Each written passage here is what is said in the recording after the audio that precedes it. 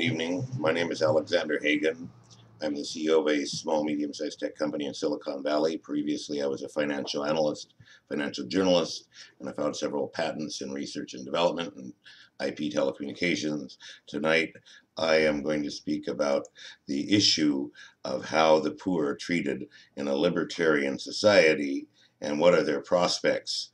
I believe that there's an important additional element that Paulists and the Ron Paul campaign need to drive home, which is the concept of opt-in government, which is essentially non-compulsory. That is, you can call it private, but I would like to expand upon that after we listen to this problem of what happens to the poor without any guarantees of health care.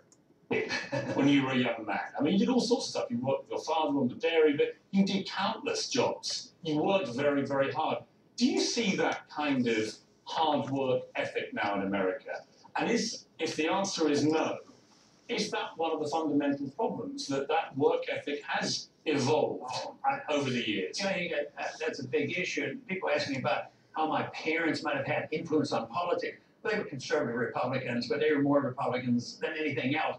But I think where they contributed a lot to my thinking was it was a work ethic. Depression and World War II. Matter of fact, the Depression didn't end until after World War II because I remember World War II better than the Depression, and actually things got worse because there was rationing and there were no new cars and all. So the work ethic was very, very important, and I think that had a large impact on me. At the same time, I worked that into a philosophy, but I think, and I talk a lot about it at my speeches, you know, especially on the college campuses, of not depending on the government. They're not there. They're bankrupt. They try to give everybody a free house.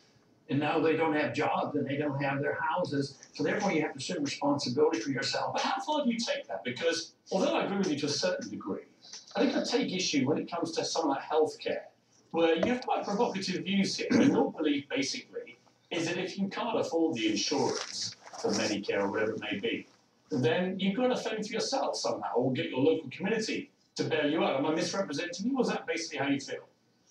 Yeah, but it's a lot more compassionate than the way, you know, it might sound. Is it though? Yeah, well, really, because if you see the extent of total socialism, it's not very compassionate. People end up with no care at all.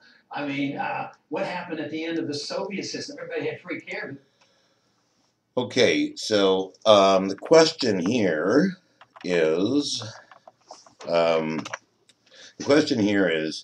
that people ask me is, how is it that Europe and Canada have about 2/3 or 1/2 the cost of the United States of health care?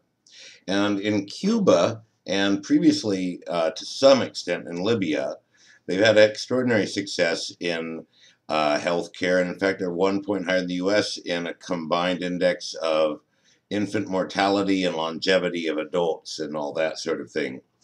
136 and ours is 135. I think I did combined the two, though, infant mortality and life expectancy into a single score.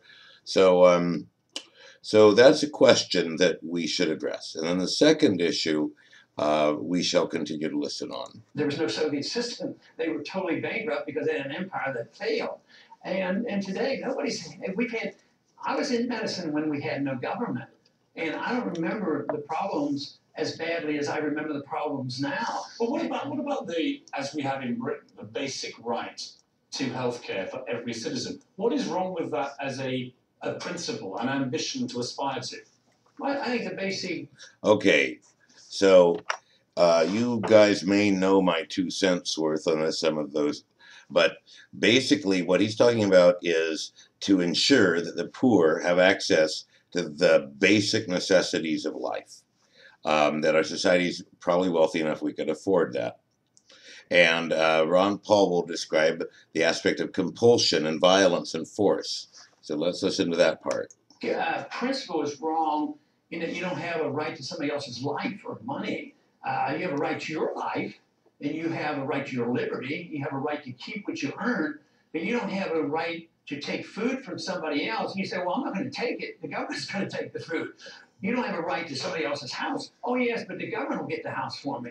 So we who believe in the freedom philosophy believe that you can't use violence to get what you want, but you can't use the government to to use violence and force. But what if you don't have the ability? Okay, so what I propose is here in San Mateo County and in Santa Clara County, we declare libertaria.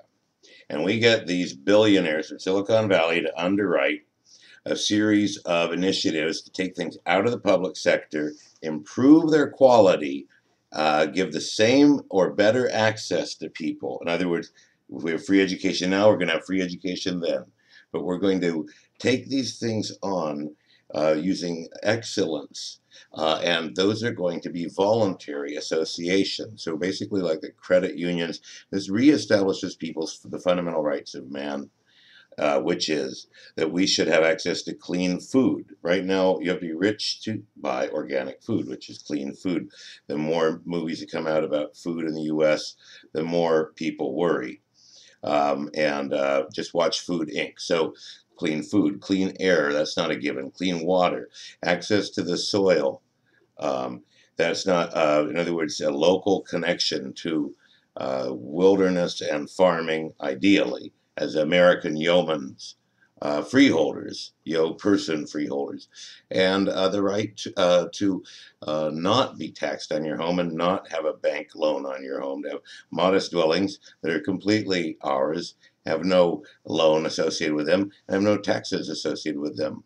So in Libertaria, we can do this. If we can develop voluntary models so my basic thought is, if you did this all across the U.S., you had these 7 utility industries that were done in like a consumer union fashion, and there was some support from local philanthropists and industrialists and so forth. You could eliminate local taxes, including property taxes, as long as you outperform the system.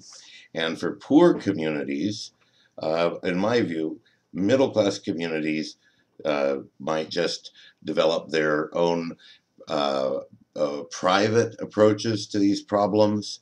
But rich communities really should develop sister communities that are in the poor areas and target lifting one other community or assisting them to develop these co-op institutions. There's a whole lot you could do to help people position themselves to do this sort of thing. And they can use voluntary labor. My calculations only need a quarter of your labor force to drive the 7 utility industries. And that means that you would have essentially the ability to just chill, get your basic needs met: food, clothing, shelter, housing, education, medicine, and do that on a quarter time. And so I'm going to show you something with that. To actually get your own health care, you have no means to do that. What do the people who Mitt Romney was dismissive of the other day, and we'll come to that, what do those people do? Absolutely the most vulnerable parts of society. What do they do? Well, under your presidency, what would they do to get health care? Well, you have to understand the difference between an interventionist economy and a socialist economy. If you really want to produce the best medical care and the best prosperity, the largest middle class, you have to do it through freedom. If you do it through redistribution of wealth, you actually reduce the availability. Let's take a little break. I'll come back and talk to you more about the economy, also about how you keep America great through tough times like this. And what do you think? Okay, thank you very much. Good night and good luck.